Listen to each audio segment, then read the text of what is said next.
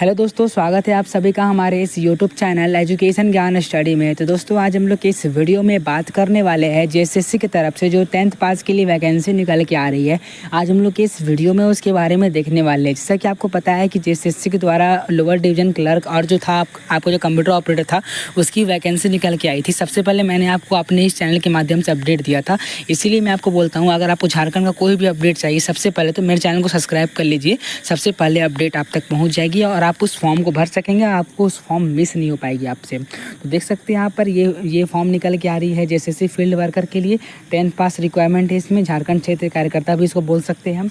परीक्षा शुल्क की बात करें तो 100 रुपये लगने वाला यहाँ पर परीक्षा शुल्क लगने वाला 100 रुपये। जो यहाँ पर जनरल और जो है ओबीसी से उसके लिए 100 रुपया, जो यहाँ पर SC ST उसके लिए यहाँ पर 50 रुपये फ़ी यहाँ पर रखा गया। और जो यहाँ पर जनरल ओबीसी या तो जो यहाँ पर EWS में आते हैं सबके लिए यहाँ 100 रुपये फ़ी रखा गया, जो कि नॉन रिफंडेबल है।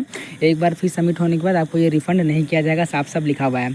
अब बात करें कितनी वैकेंसी आएगी। टोटल यहाँ पर 510 पद यहाँ खाली टोटल दिख रहा है आपको यहाँ पर, जिसमें यहाँ जनरल के लिए 230 है, अनुसूचित जनजाति के लिए 133 है, अनुसूचित जाति के लिए 40 है, अत्यंत पिछड़ा वर्ग जो आते हैं EBC में जो आते हैं उसके लिए यहाँ पर 45 सीट खाली है, जो यहाँ पर OBC में आते हैं उसके लिए 7, और जो यहाँ पर EWS आर्थिक रूप से कमज़ोर उसके लिए यहाँ पर टोटल यहाँ पर 51 पोस्ट यहाँ पर खाली है। अब यहाँ बात आती है कि यहाँ पर कैसे अप्लाई करना है, क्या स्ट्रक्चर होने वाला है, क्या यहाँ पर सिलेबस होने वाला है। सारे टॉपिक को डिटेल में कवर करेंगे। वीडियो थोड़ी लंबी हो सकती है, लेकिन आप लोग वीडियो को एंड तक देखिए। 15 मिनट तक वीडियो हो सकता है, तो पूरा एंड तक वीडियो को जरूर वॉच करें। अब यहाँ बात करें यहाँ पर देखिए, बात करें यहाँ पर न्यूनतम शैक्षणिक योग्यता देखिए 10th पास चाहिए। मैंने जो आपको बोला कि आपको 10th पास चाहिए, आप किसी बोर्ड से 10th पास होना अनिवार्य है। यहाँ पर देखिए सैलरी की बात करें, यहाँ पर आपको 18,000 से लेकर 56,000 सैलरी आपको मिलने वाली है।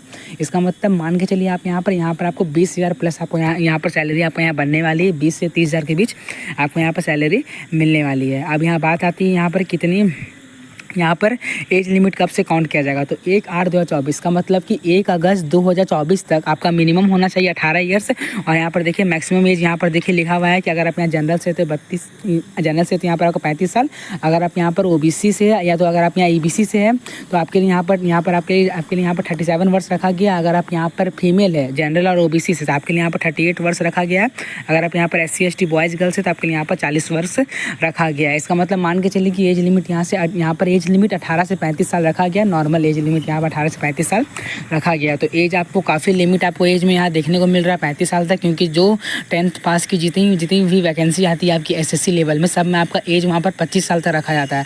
यहाँ पर एज आपका 35 साल तक दिया गया है, तो आपको यहाँ ज़्यादा मौका दिया जा रहा है। तो आप इस वैकेंसी का अप्लाई कर सकते हैं, अच्छा खासा जॉब आपको यहाँ मिल सकती है।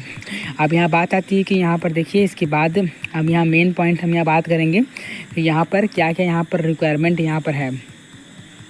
चलिए हम लोग इसको देख लेते हैं एक बार। अब यहाँ पर इम्पॉर्टेंट बात यहाँ पर ये आती है कि अब आप लोग में से जो बोलेंगे कि मैं यहाँ पर OBC में आता हूँ लेकिन मैं बिहार कैंडिडेट हूँ, तो आप यहाँ पर OBC नहीं बन सकते हैं, क्योंकि अगर आपको यहाँ OBC या तो SC ST अगर आपको बनना है तो आपको फिर झारखंड का निवासी होना चाहिए। क्योंकि अगर आपके पास झारखंड का जातीय निवासी आए हैं तो फिर आप झारखंड के OBC और SC ST का लाएंगे, वरना फिर आपको यहाँ पर जनरल में ही काउंट किया जाएगा। तो आप यहाँ पर जनरल बन के फॉर्म को भर सकते हैं। अब यहाँ बात आती है यहाँ पर एग्जामिनेशन पैटर्न क्या होने वाला है। तो यहाँ पर टोटल आपका 3 फेज में एग्जाम लिया जाएगा। साफ लिखा हुआ है कि मुख्य परीक्षा के लिए 3 पत्र होंगे। यह पत्र 3 पालियों में लिया जाएगा। प्रत्येक पत्र में अवधि 2 घंटा लिया जाएगा। इसका मतलब कि आपको यहाँ 3 पत्र का एग्जाम होने वाला है। तीनों पत्र का अवधि आपका 2-2 घंटा का होने वाला है। चलिए हम लोग एक एक करके सारा पत्र को देख लेते हैं। पत्र 1 में आपका यहाँ पर कुल यहाँ पर 120 प्रश्न आपका यहाँ होने वाला है, जिसमें आपका हिंदी भाषा ज्ञान का 80 प्रश्न होगा, इंग्लिश भाषा ज्ञान का आपका यहाँ पर 40 प्रश्न लिया जाएगा। ये केवल आपको क्वालिफाई करना है, इसका मेरिट आपका काउंट नहीं होने वाला, बस आपको ये क्वालिफाई करना है।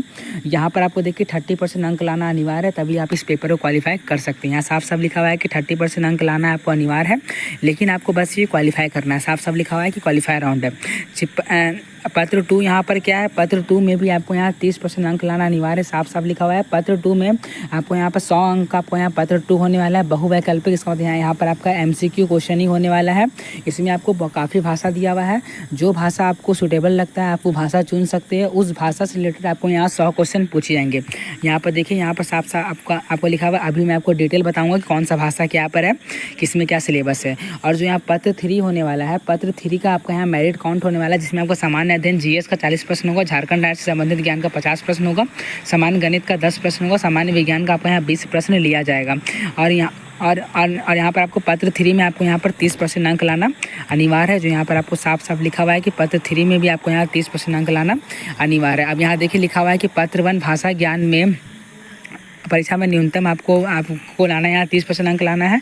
इसमें कम प्राप्त अंक करने वाले अभ्यर्थियों के लिए चयन हेतु असफल आयोग माने जाएंगे तथा अभ्यर्थियों को पत्र 2 मूल्यांकन। इसका मतलब अगर आप यहाँ पत्र 1 में 30% अंक नहीं ला पाते तो आपको यहाँ पत्र 2 और 3 चेक नहीं किया जाएगा। इसी तरह आपको यहाँ पर पत्र 2 में अगर आप यहाँ 30 अंक नहीं मतलब पत्र 2 में अगर आप यहाँ 30% अंक नहीं लाते हैं, आपका यहाँ पत्र 3 नहीं चेक किया जाएगा। इसका मतलब कि अगर आपको यहाँ पर मेरिट देखिए पत्र 1 और पत्र 2 का मेरिट नहीं बन रहा है, लेकिन फिर भी आपको यहाँ 30% अंक लाना अनिवार्य है, तभी आपका यहाँ पर पत्र 3 आपको चेक किया जाएगा जिससे आपका मेरिट बनने वाला है।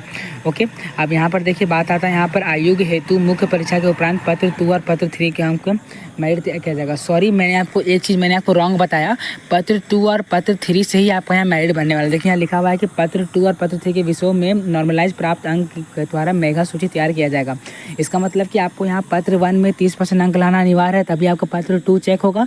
पत्र 2 में भी आपको 30% अंक लाना अनिवार्य है, तभी आपका पत्र 3 चेक होगा। लेकिन आपको पत्र 2 और पत्र 3 में आपको अच्छा नंबर लाने की कोशिश करना है, क्योंकि उसका आपको यहाँ पर मेरिट बनने वाला है। लेकिन यहाँ पत्र 1 का मेरिट नहीं बनने वाला है, तो पत्र 1 बस आपको किसी भी तरह करके पास कर जाना है, लेकिन पत्र 2 और 3 पे आपको फोकस करना है, क्योंकि आपको उसका मेरिट बनने वाला है। ओके, अब यहाँ बात आती है कि यहाँ पर आपको पत्र 2 और 3 में न्यूनतम कितना अंक आपको लाना है। देखिए यहाँ लिखा हुआ है परीक्षा के निम्न आयात पत्र 2 और पत्र 3 को जोड़कर कम से कम अभ्यर्थियों को मेगा सूची में शामिल नहीं किया जाएगा। इसका मतलब अगर आप यहाँ पर जनरल है, अगर आपका यहाँ पत्र 2 और पत्र 3 मिला के अगर आपको यहाँ 40% अंक नहीं आता है तो आपको यहाँ पर मेरिट लिस्ट में काउंट नहीं किया जाएगा। अगर आप यहाँ पर SC ST है तो 32% अंक नहीं लाते, आपका मेरिट लिस्ट में काउंट नहीं किया जाएगा। अगर आप यहाँ OBC 1 से है तो आपको यहाँ 34% अंक लाना है। अगर आप यहाँ पर OBC 2 से तो आपको यहाँ 36.5% अंक लाना है। अगर आप यहाँ पर आदिम जनजाति से है आपको यहाँ पर 30% अंक लाना अनिवार्य है। अगर आप इससे कम अंक लाते हैं आपको यहाँ पर मेगा सूची में काउंट नहीं किया जाएगा। साफ साफ लिखा हुआ है कि आपको इतना कम से कम उतना लाना है, क्योंकि आपको यहाँ प्रयास करना है कि आपको ज़्यादा लाना है, लेकिन यहाँ पर आपको कम से कम दिया गया है ताकि आपको मेरिट लिस्ट में ताकि आपका नाम तक काउंट किया जाए। चाहे मेरिट लिस्ट में नाम आया ना आए, लेकिन आपको मेरिट लिस्ट में काउंट तो करना ही चाहिए, मतलब काउंट आपको किया जाना चाहिए। उसके लिए आपको उतना अंक लाना अनिवार्य है। अब चलिए डिटेल सिलेबस की बात करते हैं। डिटेल सिलेबस में यहाँ पर आप देख सकते हैं, डिटेल सिलेबस में देखिए यहाँ लिखा हुआ है कि पत्र 1 में आपको यहाँ पर हिंदी भाषा से 20 प्रश्न, हिंदी अनुच्छेद से देखिए वहाँ पर देखिए जो आपका जो पत्र 1 होने वाला था वहाँ पर आपका हिंदी भाषा से 80 क्वेश्चन था और आपको वहाँ पर इंग्लिश भाषा से आपको टोटल वहाँ 40 क्वेश्चन था। तो देखिए हिंदी भाषा में जो आपका 80 क्वेश्चन पूछ जाएगा उसमें आपको 20 क्वेश्चन पूछ जाएगा अनुच्छेद से, और आपका 20 क्वेश्चन पूछ जाएगा आपको वहाँ 20 क्वेश्चन होगा, आपको वहाँ पर व्याकरण से आपका 20 क्वेश्चन होगा। उसी तरह इंग्लिश में आपका 20 क्वेश्चन आपको वहाँ पर पैसेज से होगा और 20 क्वेश्चन आपको वहाँ पर ग्रामर से होगा इंग्लिश में भी। देखिए यहाँ पत्र 1 के बारे में दिया हुआ, और जो यहाँ पत्र 2 है यहाँ पर आप देख सकते हैं कि पत्र 2 में आप जो भी सब्जेक्ट चुनेंगे उस सब्जेक्ट के अनुसार आपको यहाँ पर डिटेल सिलेबस दिया हुआ है। उस सब्जेक्ट देखिए अगर आप हिंदी चुनते हैं आपको यहाँ डिटेल सिलेबस दिया हुआ है।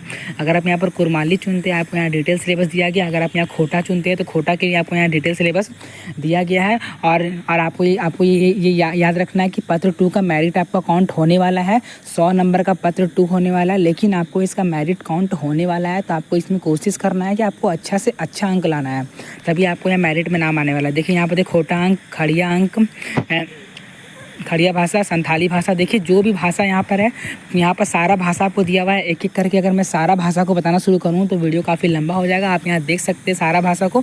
अगर आप यहाँ पर इंग्लिश चुनते हैं तो देखिए यहाँ पर इंग्लिश अगर आप चॉइस करते हैं आपको यहाँ पर एडेड क्वेश्चन देगा, एडजेक्टिव नाउन से क्वेश्चन देगा, synonym antonym idem phrase comprehension से आपको यहाँ क्वेश्चन पूछ जाएगा।